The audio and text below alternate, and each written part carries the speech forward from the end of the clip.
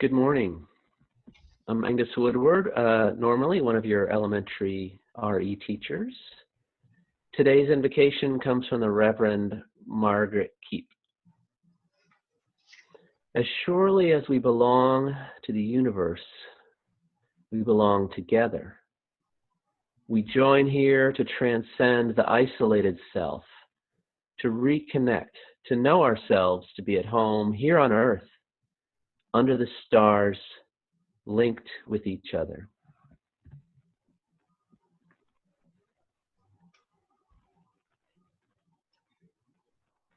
So pleased to welcome you here this morning. I'm Joel Miller. I'm the minister here at the Unitarian Church of Baton Rouge. Thank you to Angus for being a reader this morning. Melanie Mayu is leading our hymns, and we're singing Dona Nobis Pacem this morning. If you have a hymn book, it's number 388, but there's only 3 words, Dona Nobis Pacem. So I invite you to sing along.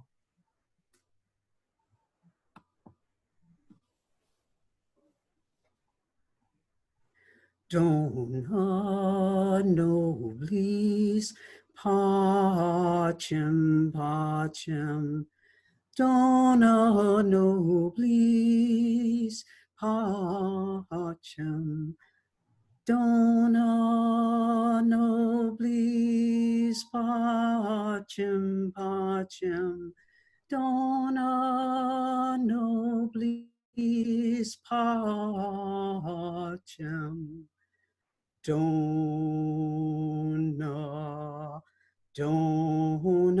pacem, dona nobis pacem, dona nobis pacem, pacem.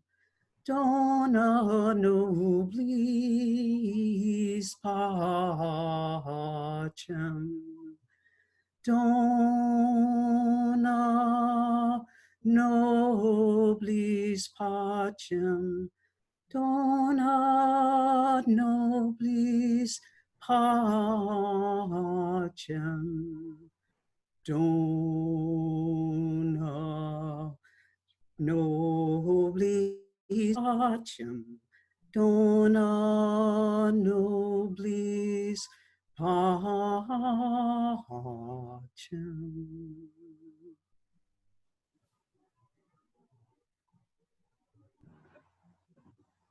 So welcome to the Unitarian Church, y'all, of Baton Rouge, that is. We might be on YouTube later. We're supposed to be, but YouTube and are not getting along. We'll fix all that eventually. If you would like a stone placed, you can text the number that is on Joel's screen, 504-334-8034. That's to request a stone to be placed in the chalice bowl. We're glad you're with us. Some logistics real quick. My name is Nathan. I'm the associate minister. After this, we're going to have a Zoom coffee hour that you're welcome to join us for. And you can even do a Zoom lunch bunch at 1, so grab your lunch and eat with other church members. We got Zoom calls all week, just so we can have you connected. Some of the things you should also know, this Thursday, we are not going to do the Tenebrae service like we normally would. We're still figuring out some way to serve you in that sense. And we're going to turn it back over to Melanie. She doesn't just sing, she's on our committee, and she has a note for y'all. Glad you're with us today for worship. This is hard, but it's a good time to be together.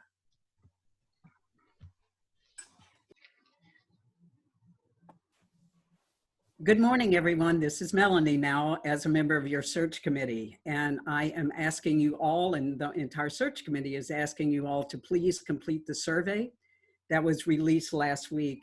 We started off really strong, but now we've gotten a little bit flat. We're flattening the wrong curve. So please complete your survey. And if you do have a link to the survey and you need one, you can either contact the office or you can email the search committee at uubr@gmail.com. And because the search committee needs as many and as broad-reaching survey answers as we can possibly get to help us in our search for our new senior minister. So when you're thinking, what can I do? You can complete the survey. Thank you.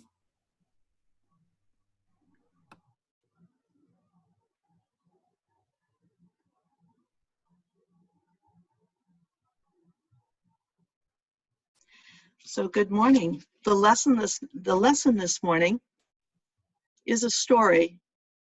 It's a story that is a literally true story, but there is truth in it. Listen and see if you can find the truth in this story. Once upon a time, in a place not so very long ago or far away, there was a parent whose children, well, this parent felt like their children argued all the time. Sometimes the children argued over whose turn it was, sometimes over whose foot was touching whose, sometimes they even argued over who wasn't arguing. And when things got stressful around the house, like when somebody was sick, or if it was rainy and they couldn't go outside to play, well, it just seemed like the argument and the disagreements got worse. One day when the parent had had enough, they sat down with the children and said, I remember a story from when I was a child from a book called Aesop's Fables. In that story, there was a father with children who kept arguing and fighting with each other. And one day he sat down and said to them, I want you to go collect some sticks that you think you can break easily. So the parent said to the children, go on, find some sticks and bring them back so we can finish the story. And the children were curious. They came right back right away with a bunch of sticks. Now, if you want to try this at home later on, you could collect some sticks, or you could see if you have some craft sticks, or you could maybe find some bamboo skewers like this one I had in my kitchen. So the parent handed the children each a single stick and told them to try to break it. And of course, they broke it easily. And then the parent took a bundle of sticks and bound them together, just like so, and then handed it to the first child and challenged it to see if they could break it. And you know, no matter how hard that child tried, it couldn't be broken. None of the children could break it. So as Aesop might have said, there is unity in strength. The way I would say it is, together we are much stronger than we are individually or one at a time. Thank you.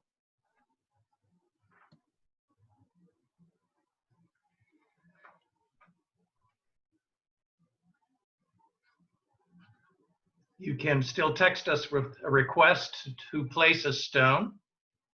The number down at the bottom left-hand corner of your screen as you're looking at me, 504-334-8034. So these stones will be held by the flaming chalice. Stones for all our heavy hearts, for us to remember grateful souls.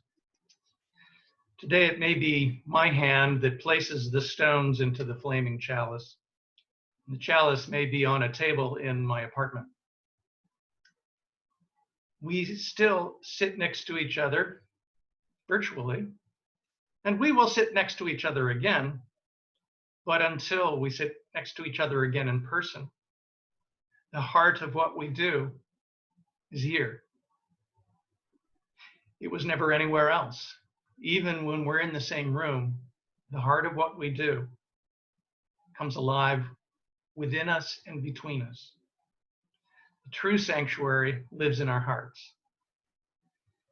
The true sanctuary comes alive in us as a people. Together we are more powerful. This is why we need one another. Some stones are too big to carry alone.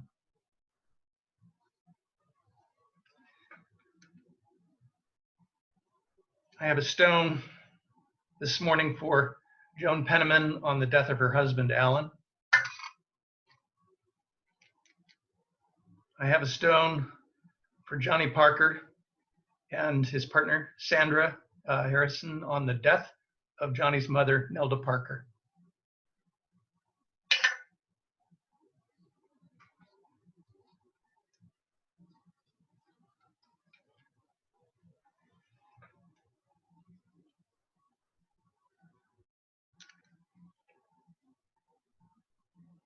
Gwen places a stone.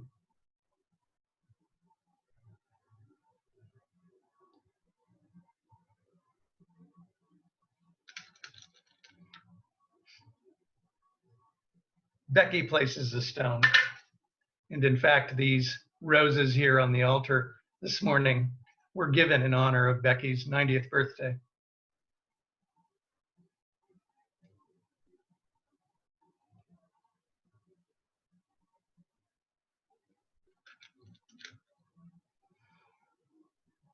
For Diane.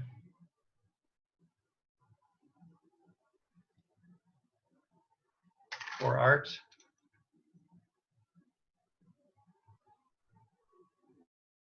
Shane and Say, Bib, Marilyn.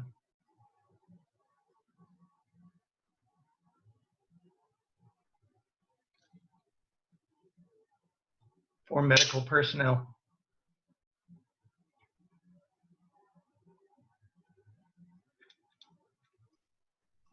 For victims of the virus and their families.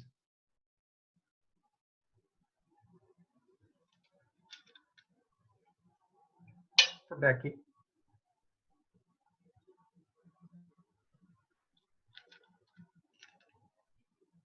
Ed Benoit's mother.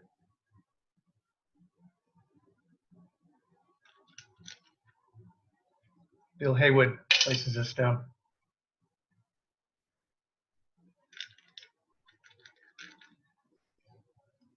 A stone for the live stream that has failed us.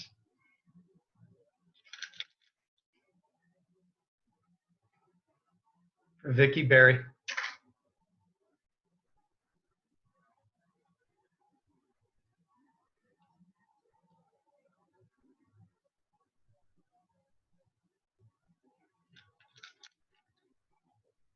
For Penelope.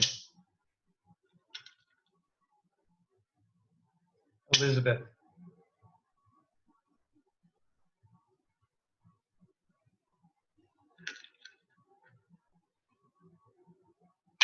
For those with the person and their families.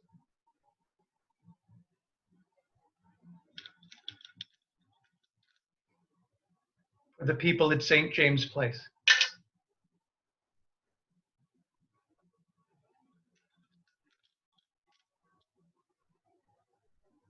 Carrie Aber places a stone for his Aunt Barbara, who died this week.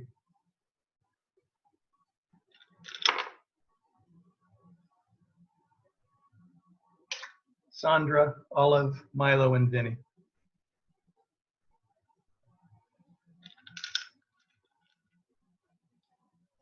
Don and JT for peace and healing.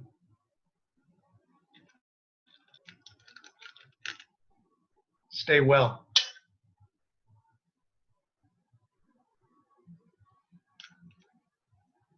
Healthcare workers.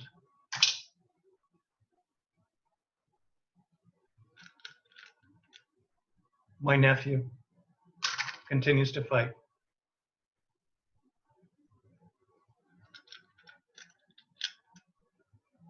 For my children. For John Prime.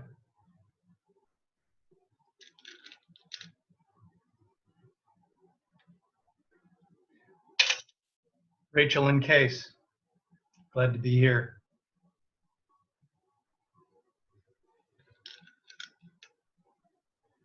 For Leslie Grover's father, the separatist room.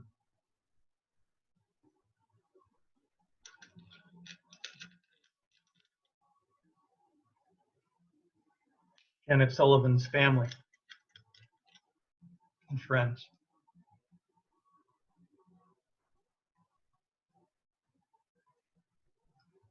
For my mother, may her passing be easy.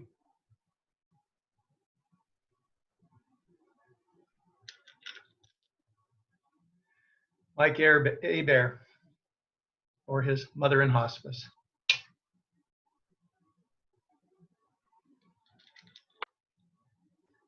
Or co-worker Rebecca, whose father died.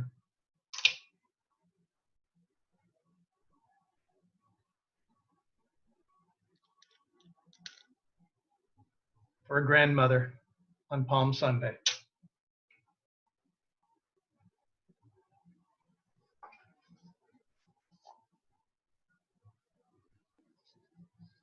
May the gathering of these stones give us the courage we need to give each other love and friendship, to reach across the great spaces between us, and to remember we will reconnect as a people once more. I invite you to say the chalice lighting words for me there in the order of service if you got the email.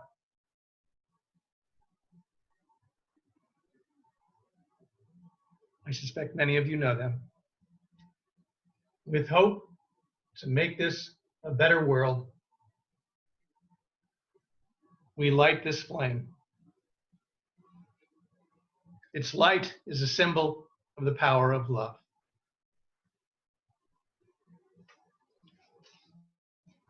Our doxology. From all that dwell below the skies, let songs of hope and faith arise. Let peace, goodwill on earth be sung, through every land, by every tongue.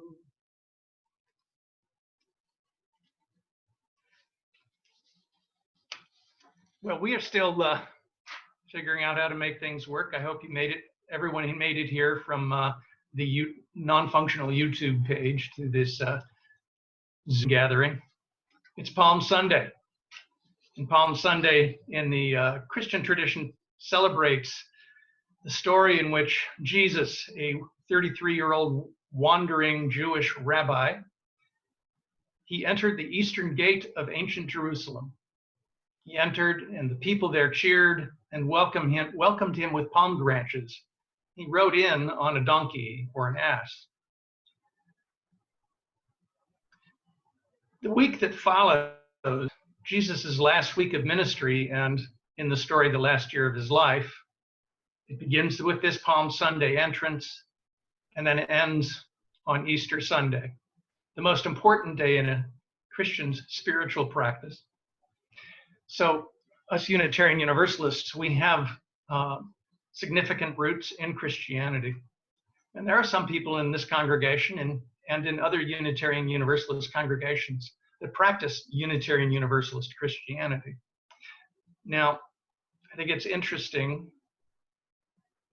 It's going to be really interesting when you fill out the survey for the Ministerial Search Committee.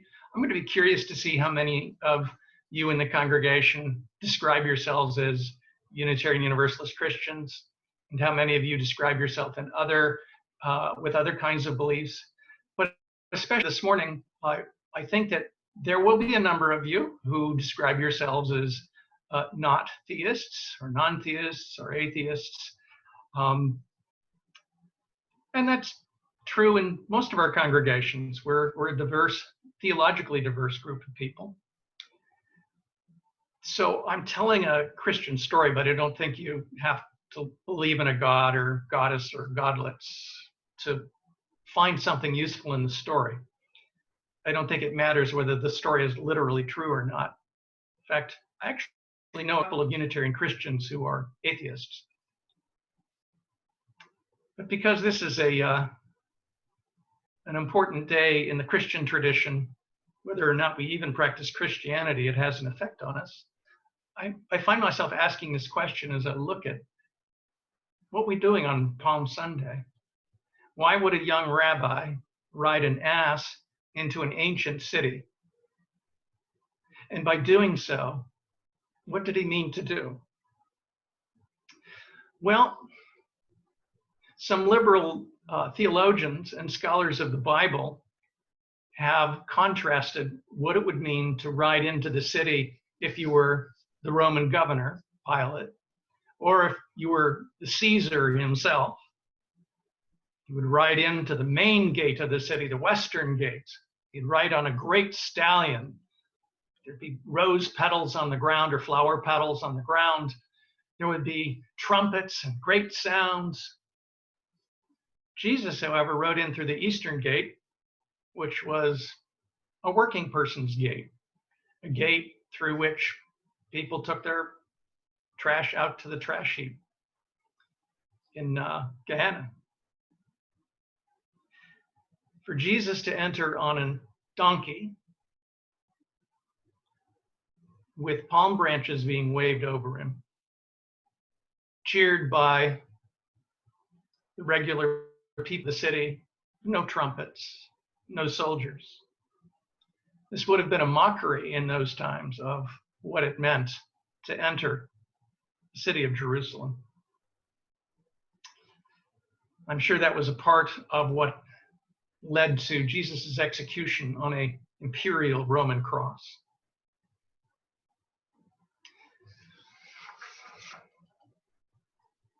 The empire of heaven was one of the teachings of the rabbi. It's usually translated these days as the kingdom of heaven, but the word used in the Greek, interestingly enough, is basileia, which is better translated as the word empire. Jesus talks about the empire of heaven, doesn't ever quite mention the empire of Rome, probably because he was trying to live at least a week. But there are clearly two empires, the one of the Caesar and the one of regular folks. When the Roman governor would enter, he represented the power, the glory, and the violence of the imperial Roman Empire. Jesus was offering an alternative vision of a world in which everyone had enough to eat, in which girls could learn to read and to write, an empire of peace in which all of us were appreciated for our contributions to our society. Not just the highest of us, but the lowest of us. Those, for example, who might be working in a grocery store or delivering needed goods, perhaps collecting the trash. That is why Jesus would ride in on a donkey and be cheered by regular people without trumpets.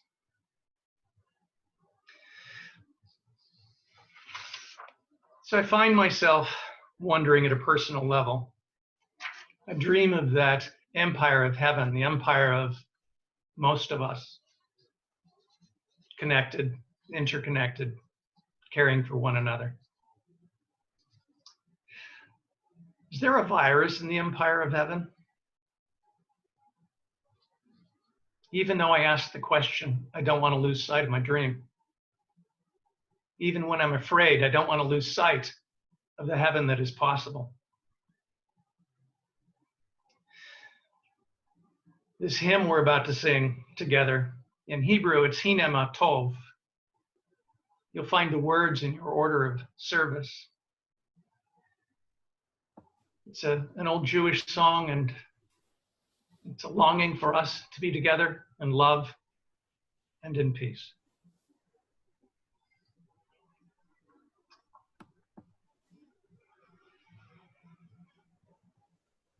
How good and it has how pleasant for people to dwell together. How good it is and how pleasant for people to dwell together. Good and pleasant, people in peace together. Good and pleasant, people in peace together. How good it is and how pleasant for people to dwell together. How good it is and how pleasant for people to dwell together.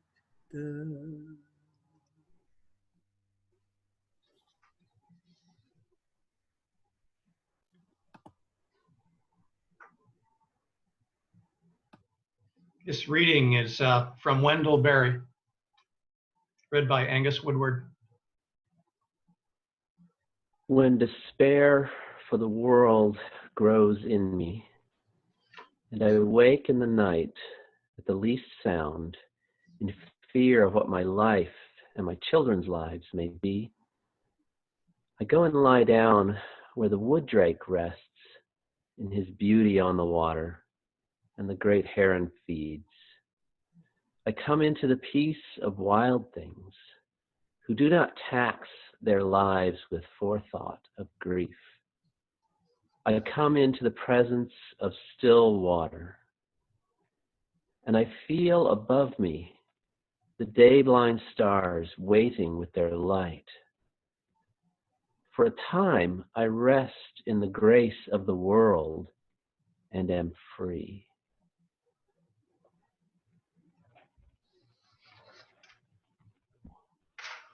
So you might ask, so what is it with the palms? There's an ancient significance to palm branches in this story, and indeed in those times in the Middle East. Palm trees were a prominent symbol of fertility and of hospitality in the ancient Middle East. In this part of the world, water was scarce. Palm trees would grow around wherever there was water available. Palm trees provided dates, oil, they provided shelter, they provided housing in their trunks. Palm trees provided meaning. Most of all, they provided the basis of hospitality. And in the desert, hospitality is a matter of life and death. Dates were food for rich and poor alike. Dates traveled well in the desert. They made wine. Seeds fed animals. The rest of the palm tree provided oil from the seeds. The branches could even be woven into ropes and household goods. Ancient pagan people considered the palm tree to be the tree of life. The ancestors of the Jewish people were called Canaanites, and they worshipped statues of a palm tree that was called Baal Tamar, the goddess of love and fertility. Archaeologists find images of palm trees in ancient ruins, ruins of palaces, temples, city gates, crowns of kings. The palm tree is there. Now, for the ancient Jews, palm trees weren't a god, but Jews still used palms in worship, especially palm leaves. And centuries later, Muslims believed palm trees were especially holy. The holy book of Islam, the Quran, tells the story that when Jesus was born, Mary gave birth under a palm tree. So palms came to us, the name Palm Sunday, but actually fairly lately, because when Christian people in Europe especially began to celebrate this Sunday before Easter, they'd never seen or heard of a palm tree, but they knew there were branches involved in the celebration. So they had different names depending on the trees in their area, different names for this day. It was sometimes called Olive Sunday or Willow Sunday, Blossom Sunday, sometimes just Branch Sunday. So the followers of Jesus wave palms over him, lay palm branches at his feet as he enters the threshold of the eastern gate. He's welcomed with hospitality and a prayer for growth. You might think of the palm branches as a similar act that's done, say, when a couple gets married and someone throws rice. Members of the celebration throw rice at them as they leave the church or the chapel or the synagogue. The palms ultimately were and still are a symbol of what we want for us all, the blossoming of heaven here and now, a longing for the empire of heaven, not the imperial rule of a Rome.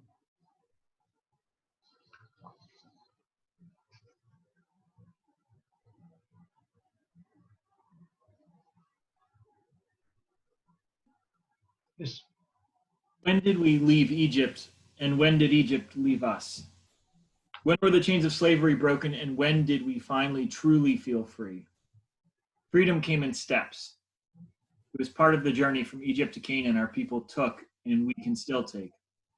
Freedom is courage and hope and clear vision. Freedom is walking to a place we can't see. Freedom is knowing that we can find food in the desert. Freedom is feeling safe, though our houses are booths. Freedom is choosing good rules to live by, and freedom is singing our very own song. So we're still trying to figure out how to do the offering, because the offering is not just a way to fund the church. We fund the church mostly through your pledges and a not insignificant amount through the offering plate. So please keep paying your pledges. And if you feel so moved, give a little more. But the practice of the offering is actually, it's a practice of handing person to person a promise that you're going to give more. So I'm going to make an ask for you who are watching live and those of you who are watching later on YouTube. Whatever you would normally give today, pick that number. Keep giving that. And then think to yourself, who is someone that is not being seen and really suffering in this crisis? And give that same amount to them. It might be someone who still has to pick up our trash, or someone who's working in a grocery store, or an organization that is just losing income tremendously because people are prioritizing other giving. Let's see if we as a church can do that this week as a spiritual practice. So I'll ask you to give very generously this morning as the offering is given and received.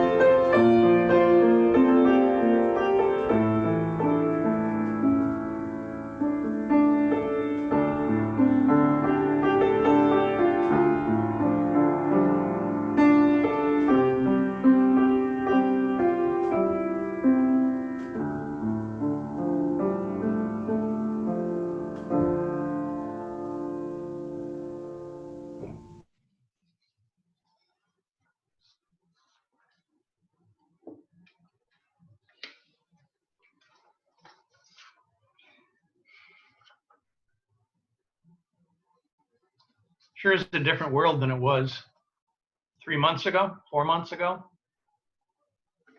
We're physically distancing ourselves Well, we're supposed to be, right? Can you imagine? So Jesus rides into maybe Washington, D.C. today. He'd have to be quarantined for 14 days. So Passover starts on Wednesday night. Passover is a time in which Jewish people celebrate the journey to freedom. How did they become free of the enslavement of the Egyptian Pharaoh,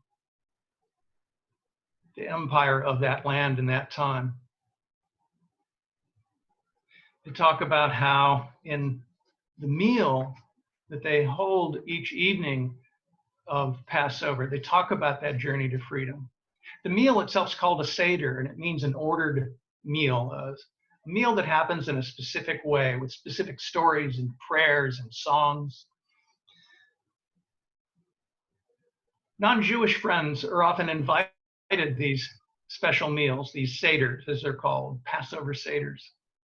I've had the joy to be welcomed into the hospitable homes of Jewish friends for Passover across many years.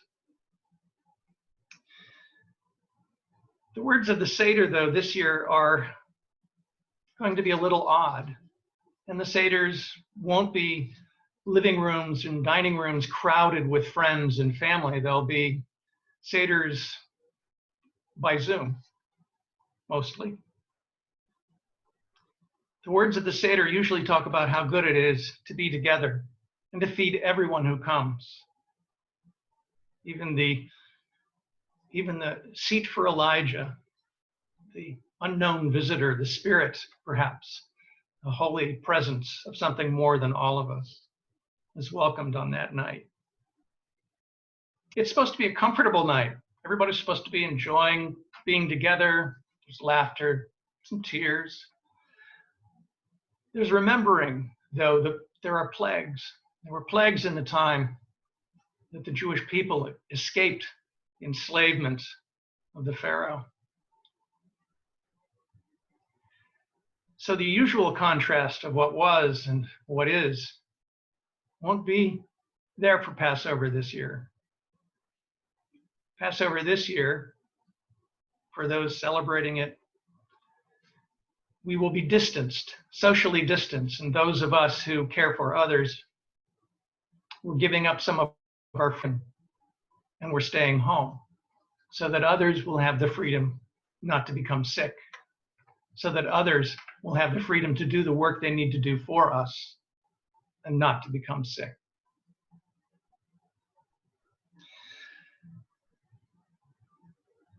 We are here in a time now when many of us must give up some of our freedoms so that others may have freedom. But as I was talking with Jewish friends, they explained to me that Passover does not celebrate a freedom we all have. It celebrates a freedom that's possible.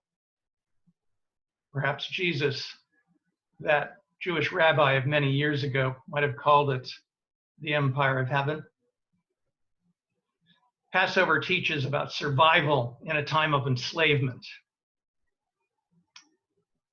A time, as it turns out, that was also a time of plagues and pandemics. The Jewish people fled for freedom. But as the writer said, freedom comes in steps. It comes in steps by choosing good rules to live by.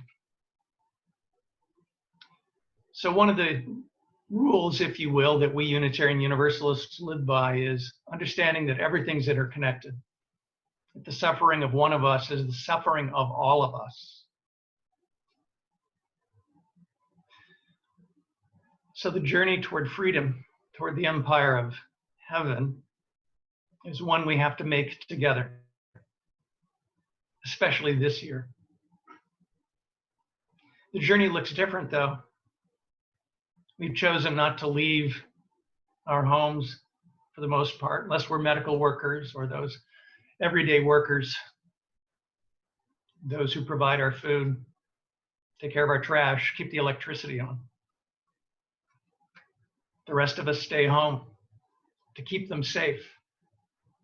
Well, they keep us safe and fed. The world is interconnected. The truth is, whatever freedoms we have, any of us has, were freedoms that someone else gave us. There is no freedom for us to take. There is only freedom for us to receive from one another.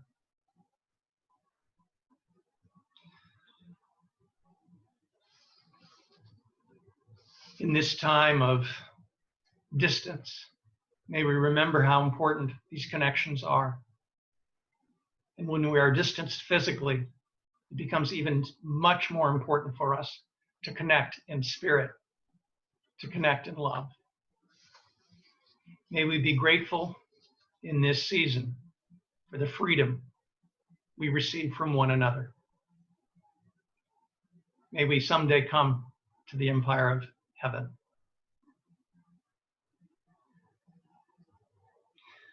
Melanie leads us now in What Wondrous Love Is This? Words are in the order of service.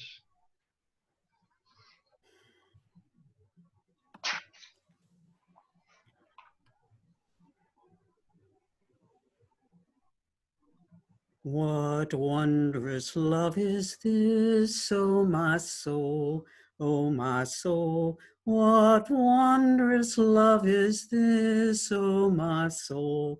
What wondrous love is this that brings my heart such bliss and takes away the pain of my soul,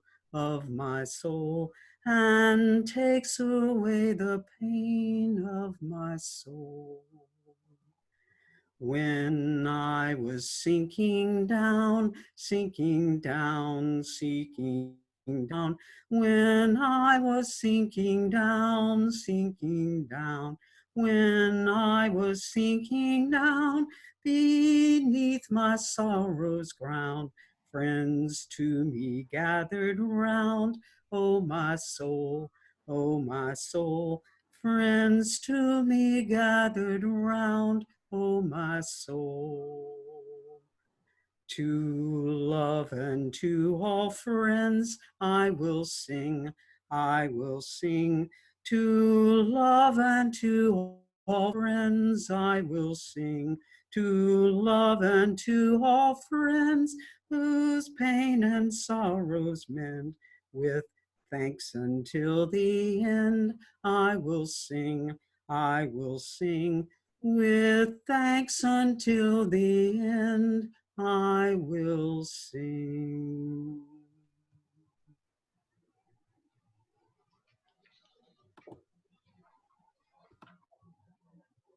You are beloved. You're a child of the holy, as we all are. You're beautiful. Your life matters. You are not alone. You are part of a great river of life, a river flowing through time, a river that was people who once lived, a river that is people living now, and a river that is people alive a long time from now. You are not alone.